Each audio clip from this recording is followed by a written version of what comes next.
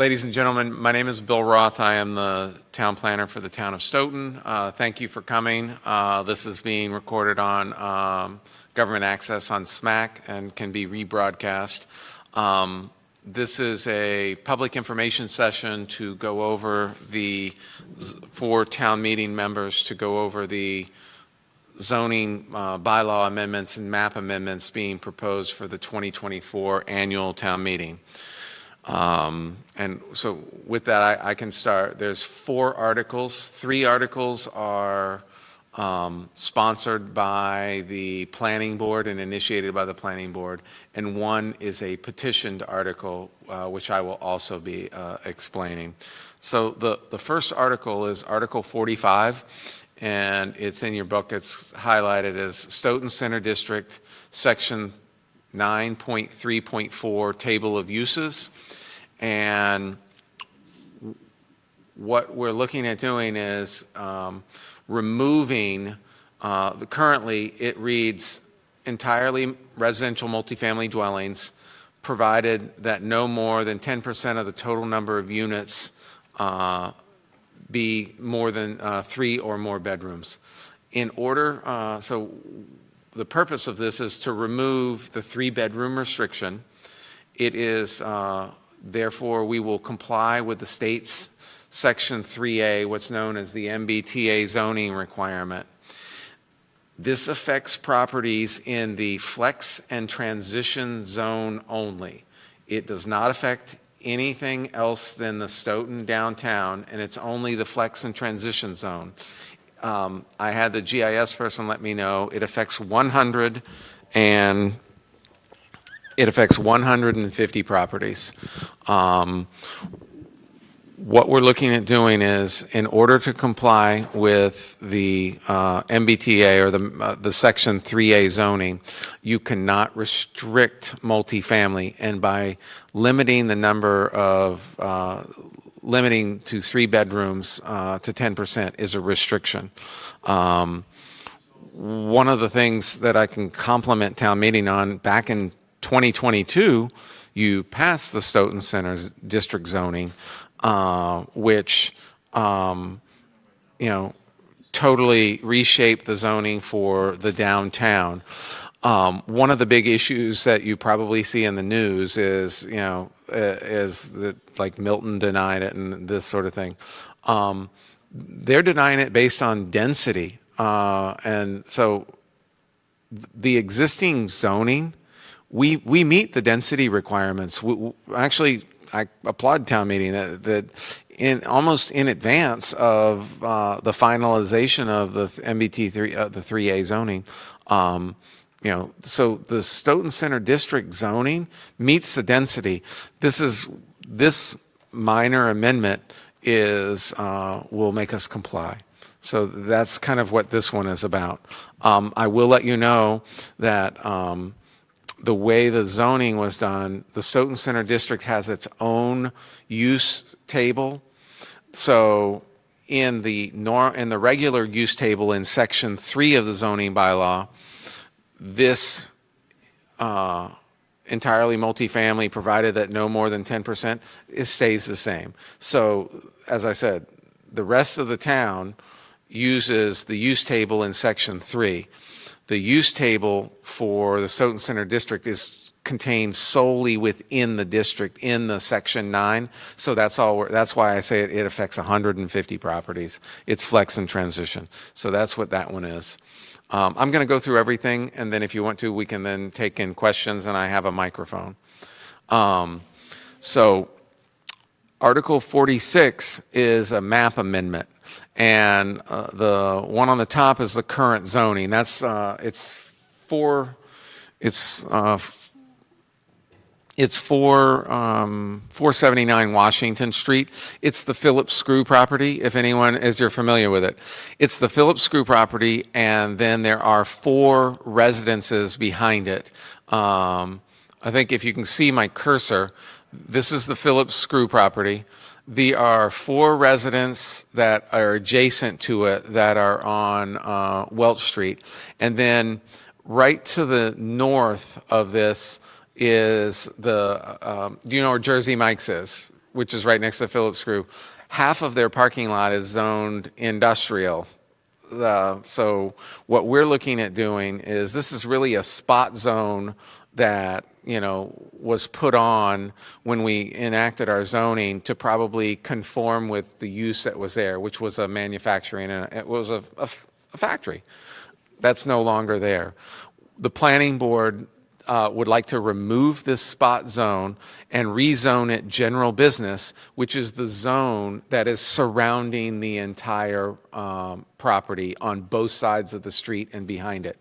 What this will do is, we don't need a small spot zone of industrial in the middle of general business on Washington Street. So this will, for any future redevelopment, would look at making it more compatible with the surrounding uses that are there. So that's what this one is about. So it's eliminating this spot zone and making the future development of the Phillips Screw property more consistent and allowed uses of what the zoning is around the entire property. Article 47 is a zoning bylaw amendment. We're looking at creating a new industrial district. We call it the I-2 zone. The proposed I-2 zone is for Campanelli Industrial Park. And the changes are to take advantage of the area that had been recently sewered. Prior to that, Campanelli was not sewered, so you couldn't have uses, that had a high sewer demand. When the sewer project was looking at being proposed, one of the things was to look at, higher and better uses and creating, a better economy for that district. It would allow for expansion. So it encourages uses that provide employment for workers versus what I consider the existing warehouse structures. Some of those new uses that would be allowed are like research and development, green economy businesses. And we've added new uses within the table and have provided definitions. So those are all within your book in the use table.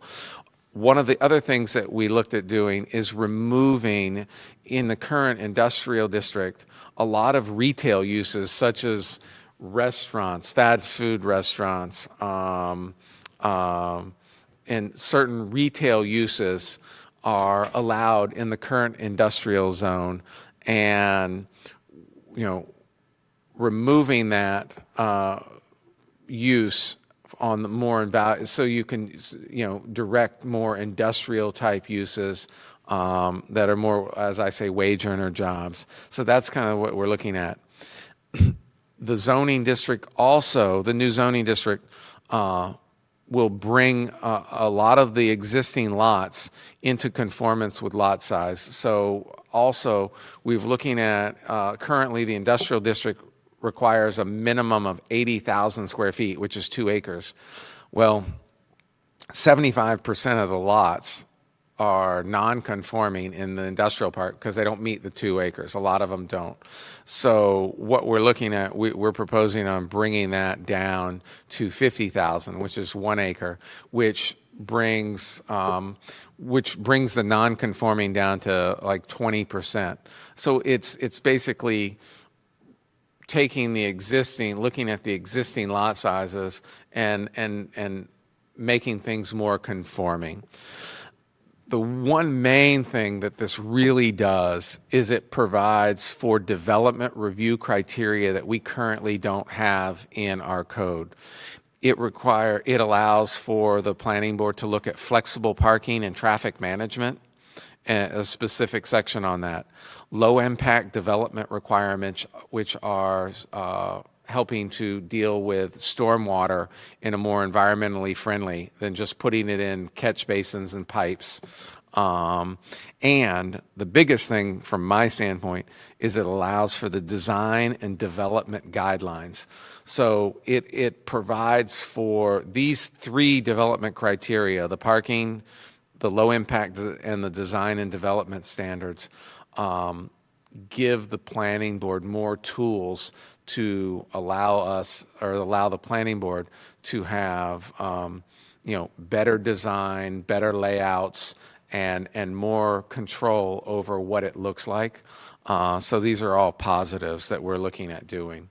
And as I said, the detail of those are within your book on what everything from parking, landscaping, lighting, building placement, everything. That's all under the development guidelines. And the other big thing that this does, this is the current zoning. And up here along the Cornell Street and where it's adjacent to this neighborhood to the north, the current setback of the industrial zone it goes from anywhere from about 100 feet off the property line to right in the corner to 0 feet. So the industrial district, it doesn't provide much of a setback. After the public hearings, they talked about wanting a defined, well-defined zoning setback from those residences. So what we looked at doing is, this is the new zoning, is we are providing along this whole area where the residents are, we're moving the zoning, the industrial line back to a consistent 125 feet. So that provides extra setback and extra protection for any redevelopment. And so that's one of the big things. One of the things out of the hearing that we had, we're not affecting the rest of the industrial lines stay the same. We're not encroaching on all of the property down here to the south towards South Street. The line on the south side does not change. The only change is we're actually shrinking the industrial district and providing that 125-foot buffer. And then the fourth article is Article 53, and that is a petitioned article by a property owner. And the property owner owns 20 Perry Street, which is just not too far from Town Hall. It's just on the other side of the train tracks. It used to be, it was a plumbing business owned by a family. And, Angelo. Yeah, Angelo. And this is the widow, Miss Angelo. And if you notice, this is the top. The general business is that zone where the building is where the business is. The lot that makes a U-shaped around it is the parking, the storage, and the use. So it's part of the business, but it's zoned RU, which is residential urban. So what they've requested, and the planning board has reviewed this, is to take the two properties that are under common ownership and zone them the same thing, because the area of the property that's zoned RU is currently being used for the business. So it's just to make it consistent. So that's kind of what we're looking at. And the planning board has held public hearings. We've done all the proper noticing, and planning board has voted 5-0 unanimous on all of these zoning amendments. So I have the microphone, and I am available to answer any questions, if anyone has any questions.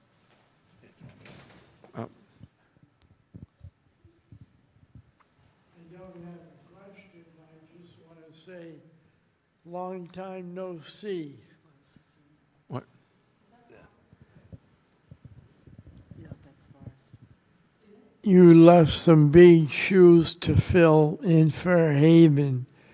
You did a good job in Fairhaven. Thank you. If you remember me. Forrest Lindwall. Oh, yes, Forrest. Yes. Now known as Forrest's wife.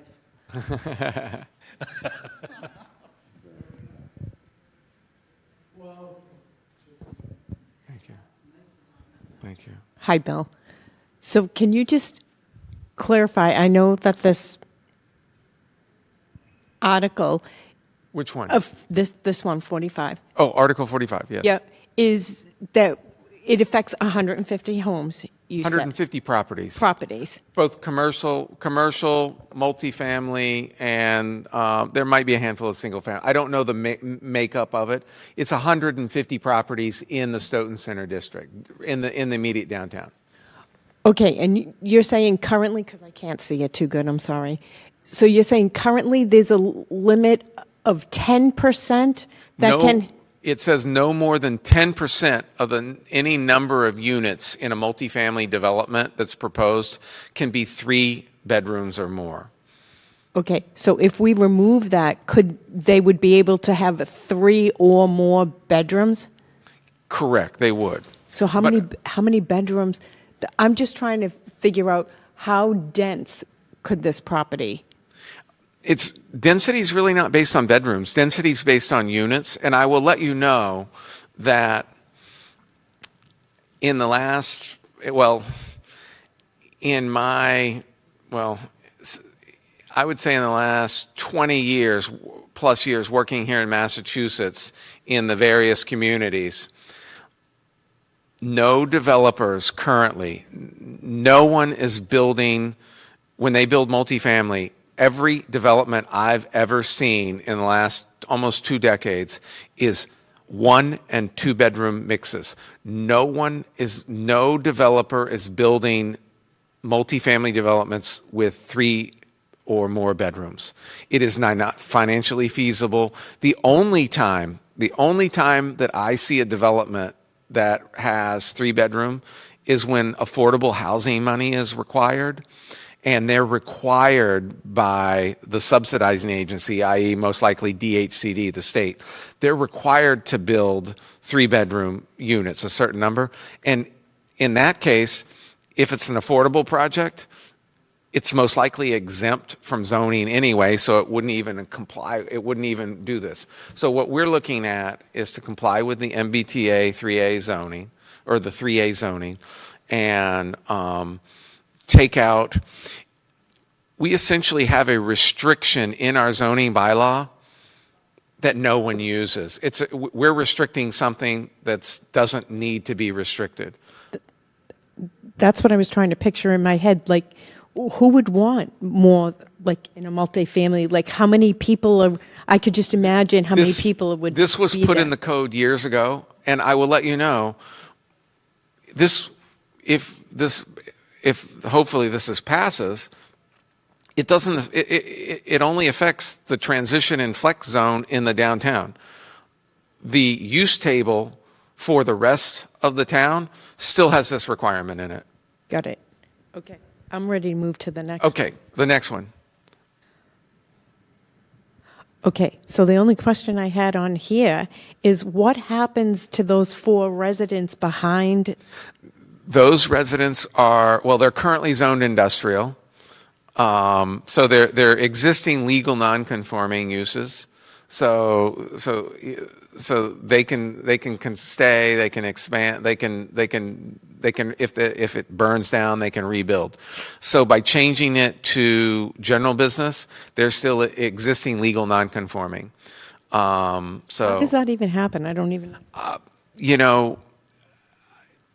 I don't know how the line was drawn, but I will let you know that if we carve those 4 lots out and zone them like RU, which is way over here, that would be considered spot zoning, and that would be denied by the Attorney General. So the best solution is to, and even if we wanted to zone something like this today, the Attorney General most likely would call it spot zoning, and it would go away.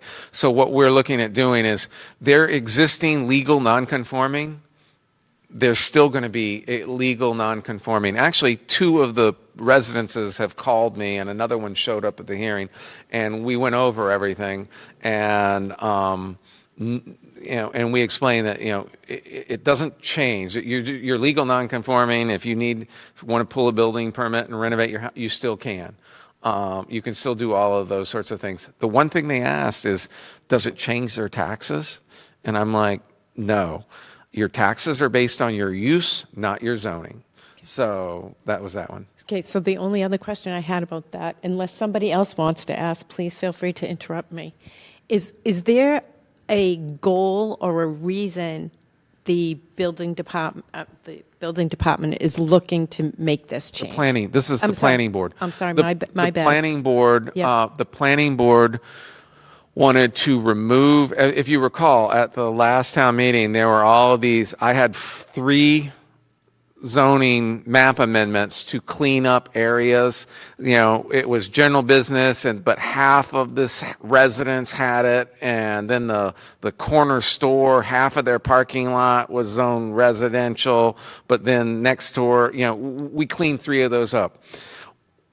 The reason why the planning board wanted to initiate this is that Phillips Screw is a piece of property. It's a vacant, non-functioning facility, and to have future, we're looking, planning for the future, 5, 10, 15, 20 years. Leaving this industrial means that a whole host of uses that would be much more compatible and that people might want, that are compatible with the surrounding uses, aren't allowed. So by rezoning it general business, it's our hope is that those uses will be more attractive for the redevelopment of that site. So that's really the impetus behind that. Okay, thank And you. it's a long game. This might be 5, 10 years, but having the restriction of, and it just doesn't make good planning sense to have a large piece of property like this zoned industrial. The only reason it's zoned industrial is when they did these maps originally 70, 80, 90 years ago, they went, oh, the Phillips Screw, okay, well, we're just going to go around the street. And that's how they drew the zoning maps. And the Attorney General, they didn't have spot zoning and all that. That's why you see these things all over our town. So Okay, I'm ready for the next one unless Okay. somebody else has a question. this one's going to be the longest one. Okay. It's the I-2 zone. So we're That's for rezoning Campanelli. the Campanelli Industrial Park zoned industrial. We want to change that to a specific zone, to an I-2 zone. We've we've looked at adding uses in the use table that provide more employment type things versus warehouse and storage. And it's, you know, and I will let you know, once we put the sewer in, there's one of the businesses that does Department of Defense contracts and all that. They immediately invested about 20 some odd million dollars in expanding their business that they could not do because their septic system couldn't handle it. So we're starting to see the fruits of it, of the sewer project, in order to really try to, as a public steward, and it was expressed during the sewer project, because my boss, Mark, told me that one of the things says that we were going to come to town meeting to change the zoning to look at trying having higher and better uses that can take advantage of the sewer and, you know, expand the tax base. So that's we said we were going to do it. Here's our word. My only concern was this, is I had watched from the South Street residents, and there was one woman who was amazing. I wish I remembered her name. Yes. I just want to make sure their neighborhood is protected because they got Their neighborhood they got a is, little. and I will let you know, because when I took this project over, my predecessor had all of this area down here that's zoned RA. They were proposing to rezone that to industrial, and I didn't even realize it until the first meeting, because when I took over, I was told, oh, we're just taking the existing industrial park and we're rezoning it, and then before he left, they added that to the map. The people that live on South Street, Mr. Murphy was here. They pretty much took the pitchfork to me, and it was never our intent. Yeah. And we that woman was amazing. we heard them, Yep. We listened, and it wasn't our intent anyway, so I immediately took that out. I was like, well, that makes no sense. Thank We're you not on going- their behalf. We're not going to do that. And the other thing that we heard the citizens is the consistent buffer along, I want to call it Cornell, and I don't know to do a consistent buffer. And so this, we took the public's comments and we changed it. We brought the zoning line back to where it should have been. It should have never gone towards South Street. And we're moving the industrial line 125 feet consistently away. So that's what we're looking at doing. And as I always say, I tell the planning, the development review criteria that we're adding, it gives the planning board one more tool, several tools in their toolbox in order to better regulate and produce better designed and overall better harmonious projects that we don't have. We don't have design guidelines for site plan review. I'm hoping that using this to eventually come before town meeting in the future with design guidelines for site plan review versus just having it in one zone. The town deserves that. Thank you. And then there's just one more, right? Yes, the citizens petition. This one, it's pretty simple. It's two pieces of property owned by one person. It was their. And her neighbors are okay with that? Huh? Her neighbors are okay with that? We've noticed everyone, no one, it's, all you're doing is you're legitimizing the use of the property. A lot of the people probably don't realize it, but if you put the aerial on, all of the parking and the storage and everything is all on the property that surrounds it. It looks like one property, but it's literally two properties. Thank you for presenting this. I don't see any problem with any of them. And I appreciate it. Thank Okay. you. Thanks, Peter. Thank you. Are there any other comments? If not, I will kind of close this, and I thank you, and I look forward to your support. And if anyone that will watch this on TV, if you have any questions between now and town meeting, please call my office. You can go on the town website, and it's the planning department, and my name's Bill Roth, and I am more than willing to sit down and talk with anyone to go over that. So thank you very much, and have a good evening.